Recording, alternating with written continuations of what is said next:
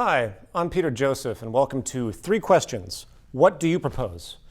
This thought exercise is intended as both an address to the average person concerned about global problems, along with those that are confused about or even in opposition to the Zeitgeist movement. I'm going to pose 3 basic questions here. If you disagree with the answers I provide, or perhaps even the premise of the questions themselves, I encourage you to respond with an alternative solution or a counterargument.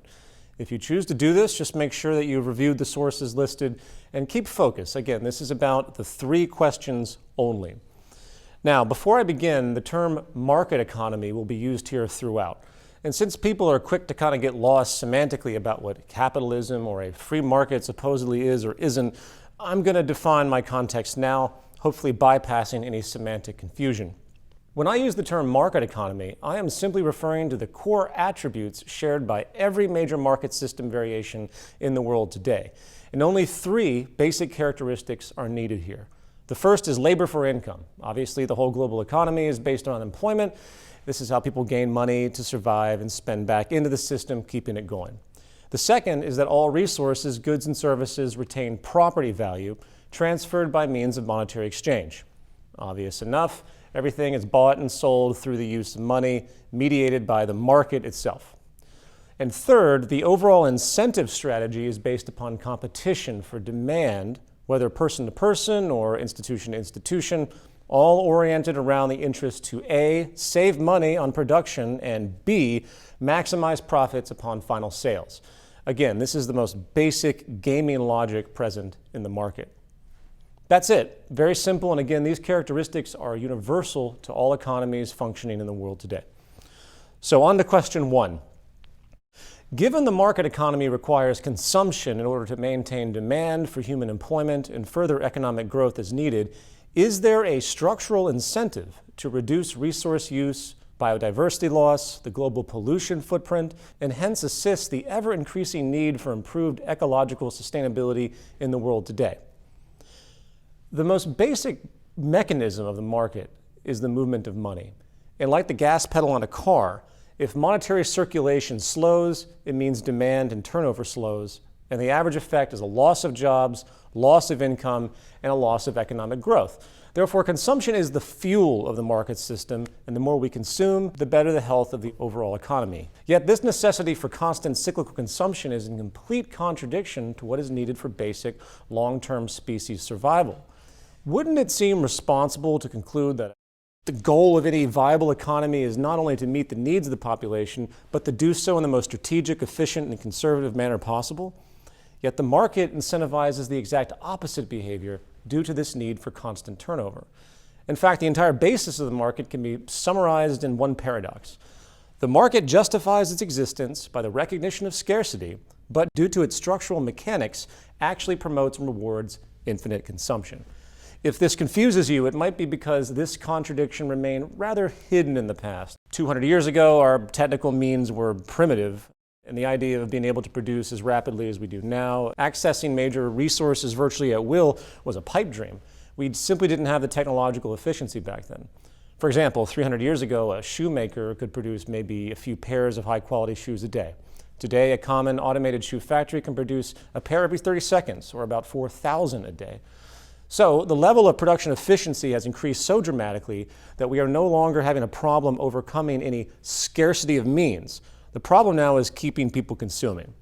By the way, if you're wondering why in the wake of all this great productivity, there are still billions of people who lack the most basic goods, that is the result of a different market mechanism which will be touched upon in question 3, the inevitability of market-generated poverty and inequity. Anyway, back on point.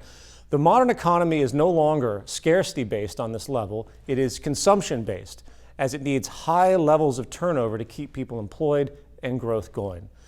And obviously the side effect of all of this is ever-accelerating resource depletion, biodiversity loss, and destabilizing pollution. Now, there are, of course, countless corroborating studies that confirm how the world is increasing in its deficiency to meet the needs of the future population. Some estimates find that humanity will need 27 more Earths by 2050 to meet demand, for example.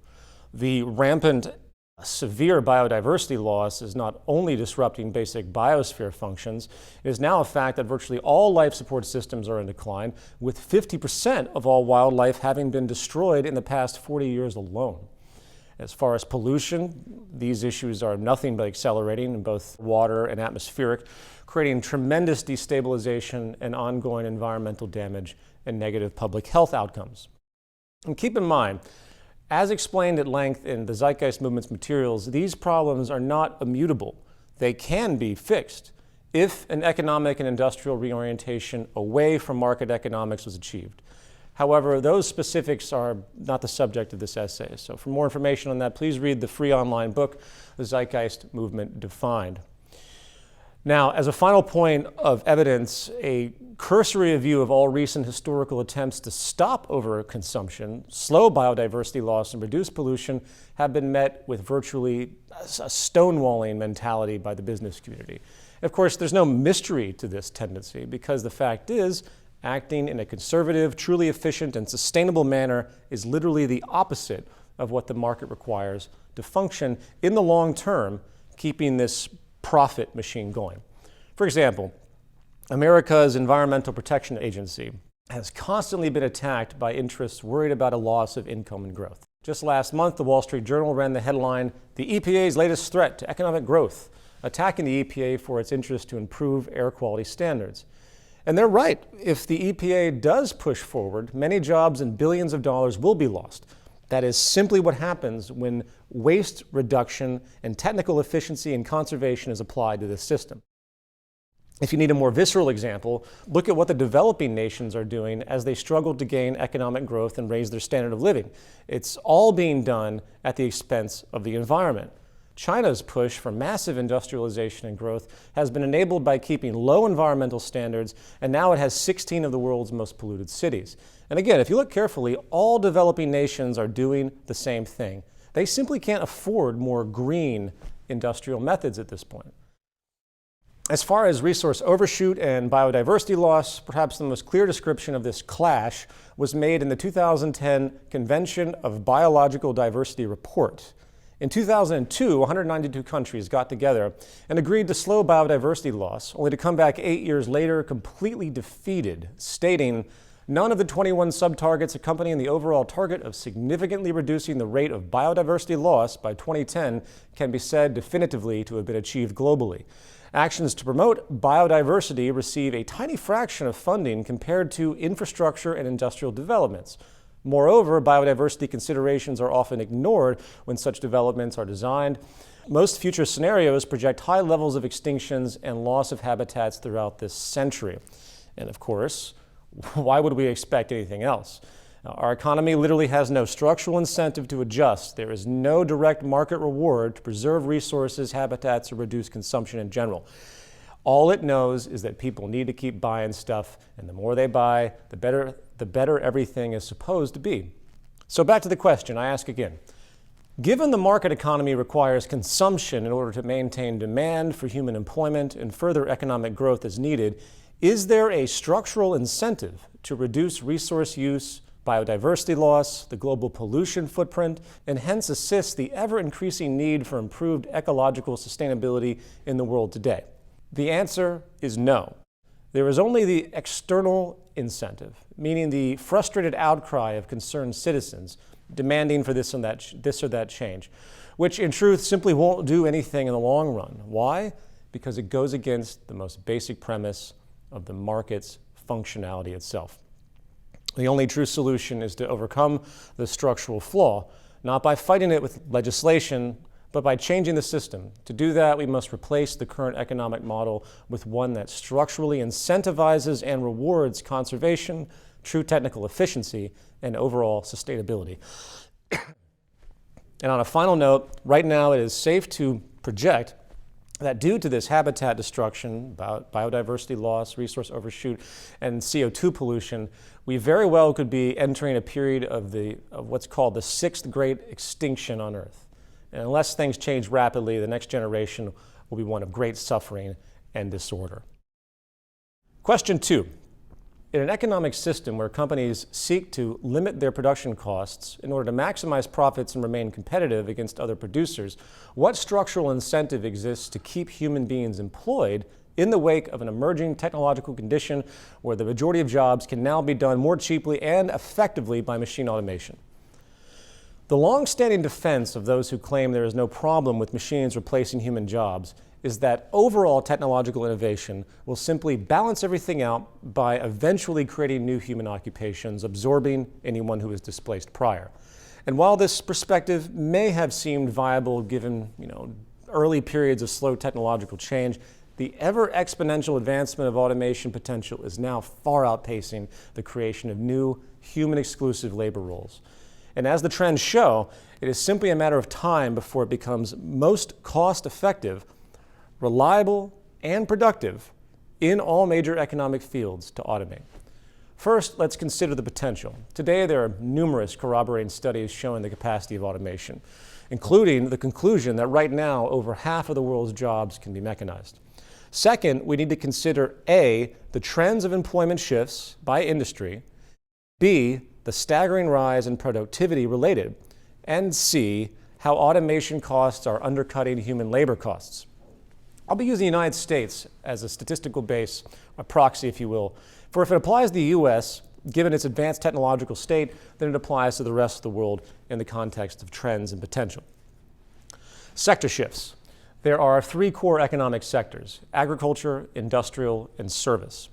In 1870, about 75% of Americans worked in agriculture, while today it's about 2%. Why? Well, there certainly hasn't been a loss of agricultural demand, right? And while food imports in the U.S. have grown to about 17%, that obviously doesn't balance the near 98% drop in its related employment sector since 1870. And neither do increases in textile, fabric imports, or the like. This drop is almost entirely a result of machine automation. Where did the jobs go? The industrial sector and the service sector. U.S. industrial labor reached its peak around 1950, dropping from almost 40% to about 20%. Why? Well, the common assumption is that globalization and labor outsourcing and manufacturing is the cause. And while there may be short-term and regional relevance to this, on the global scale, in the long term, it is completely irrelevant, as virtually all nations, especially the developed nations, are experiencing the exact same trends. The reason, hence, is the same as with agriculture: technological application displacing human labor. Now we come to the service sector. Today, over 80% of jobs exist here. It's been the safe zone, given this kind of work is less physical and more about mental focus and thought. It's more versatile and difficult. And up until the late 20th century, the idea of thinking machines and advanced machines that could replace these variant labor roles was pretty much deemed science fiction. Yet, this sector is now quickly being threatened due to the exponential advancement in programmable intelligence and robotics. Bank machines, automated phone systems, point-of-sale kiosks, processing programs for general software, restaurant automation, automated transport, of course. If you can think of it, someone is working to automate it. And just like agriculture and the industrial sector, the use of automation is also ensuring A, higher productivity, and B, lower costs for the businesses. Trend statistics prove this without a doubt. A, productivity. Human employment is now actually inverse to productivity in most cases, meaning that in all instances of automation, it not only removes jobs, it actually increases output efficiency. Here is a classic chart example from manufacturing. The blue line is the increase in production, and the red line is human employment. It's a staggering diversion. B, as far as cost reduction, what needs to be understood is that all technological innovation is now becoming what's called information-based. Whether it is literally the digital programming, such as a program running a machine, or the very process of creation of the physical machine itself. And what is the developmental trend of information-based technology in the 21st century? Exponential. And this is not only relating to the advancement of technology itself, making things smaller, stronger, and more powerful, it also reduces resource needs, and the cost of emerging technology invariably becomes cheaper. As a classic example, this is why the chip in a common cell phone is thousands of times more powerful and thousands of times less expensive than the supercomputer of the 1970s. Hence, it is simply a matter of time before a great many of currently out-of-reach automation tools, such as thinking, cybernated robotics, can perform virtually any basic human role and become so affordable that not to automate becomes a detrimental business decision. And by the way, if you're one of those techno-capitalist apologists that says this price decrease in cost will simply make consumer goods that much cheaper as well, and therefore compensate for the loss of income generated by the use of automation, you're overlooking one critical function of the market system. The market needs scarcity to function. Abundance has no role in market mechanics, and the profit structure itself does not view reducing costs as a means to simply increase affordability of the end product in and of itself. It does it first and foremost to increase profits. The only reason you see the price reduction is because of the competition occurring in an industry as each company works to one-up each other's cost efficiency basis via similar methods. The point being, regardless of how cheap things become, at some point, the consumption deficiency resulting by the number of people unemployed by automation will override whatever degree of affordability is being generated by the lower cost products created. It is inevitable. And keep in mind, and this is really critical, all it takes is 20 to 30% human employment to completely destabilize society into disorder and outrage. That's it. So the question isn't, will we automate everything? The real question is, at what point will the cost efficiency of applied automation produce just enough unemployment to cause social destabilization and a debilitating loss of economic growth? So I ask again, in an economic system where companies seek to limit their production costs in order to both maximize profits and remain competitive against other producers, what structural incentive exists to keep human beings employed in the wake of an emerging technological condition where the majority of jobs can now be done more cheaply and effectively by machine automation? The answer is that there isn't such an incentive, at least not structurally. Some kind of general incentive may exist given the common sense awareness that people do need jobs for the market economy to function, but that recognition implies that employers would bypass such cost savings and efficiency and safety increasing technology just to give people jobs. The reality is that if a business has the choice between a human and a machine the machine is more productive and affordable, they will choose the machine as per market logic every time. If they didn't, they would lose a competitive edge, as one of their more ruthless competitors certainly will make that move. Therefore, the only true, logical, and responsible solution in this scenario is to remove the labor for income system itself, hence removing the market and evolving to a new kind of economic interaction. Question 3. In an economic system which inherently generates class stratification and overall inequity, how can the effects of structural violence, a phenomenon noted by public health researchers to kill well over 18 million a year, generating a vast range of systemic detriments such as behavioral, emotional, and physical disorders, be minimized or even removed as an effect? Many today talk about the horror of unnecessary death and suffering, from dramatic accidents to psychopathic behavioral violence to historical genocides, wars, and other atrocities. In this, we might notice a kind of moral relativism in what society prioritizes as most condemnable, most often highlighting visceral human versus human behavioral violence rather than taking a more objective view. Statistically, if we really wish to be comprehensive in locating the most prominent, ubiquitous, and unnecessary causes of death and suffering in the world, we would discover one main catalyst: class inequality and low socioeconomic status. Class inequality and low socioeconomic status trump every other form of violence and public threat, hands down. The leading cause of death on the planet Earth is relative and absolute poverty, period. Every single year, the near equivalent of 2 Holocausts, nearly 20 million people are killed by the inefficiency inherent to the market economy and its mathematical inevitability to create large class divisions and resulting human deprivation. In this, there are 2 types of deprivation to note: absolute and relative. Absolute deprivation is what the billion people currently not getting their basic nutritional needs are experiencing. This kind of deprivation is about basic physical needs not being met, and hence the manifestation of sickness and premature mortality due to a lack of resources and options. Relative deprivation has to do with the mental, emotional, and physical disorders that result from the stress of simply existing in the lower tiers of a wealth imbalanced society. For example, numerous studies that compare public health outcomes from one country to another based on the level of inequality in that country have found that those with the least amount of behavioral violence, the least amount of general crime, infant deaths, drug addictions, heart disease, many cancers, obesity, high blood pressure, low life expectancy, depression, general mental illness, and other reduced problems also have lower wealth inequality by comparison.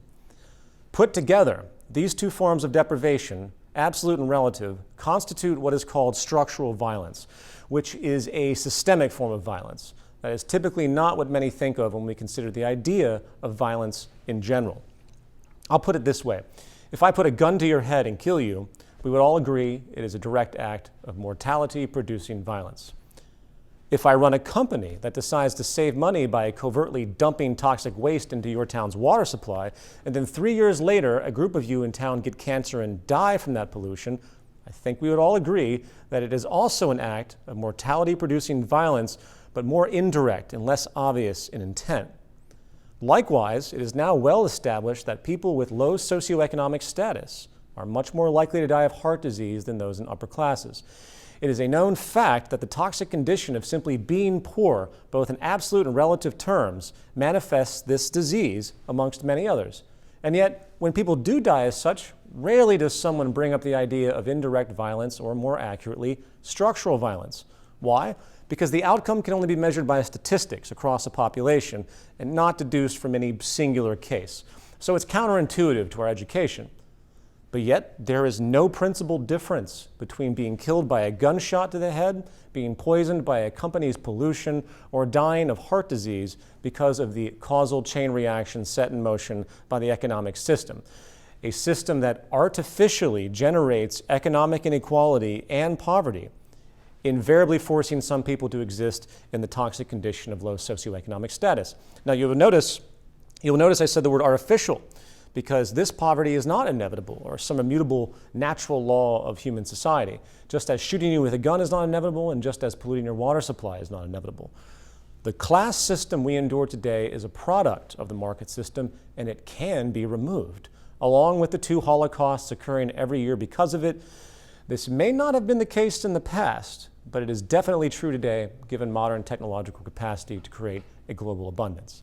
The fact is, low socioeconomic status is the leading cause of death on the planet Earth. And what does that mean by extension? If economic inequality and inevitable poverty is technically unnecessary and merely a structural outcome of the market economy itself, then it means the market is the leading cause of death on the planet today. So back to the question.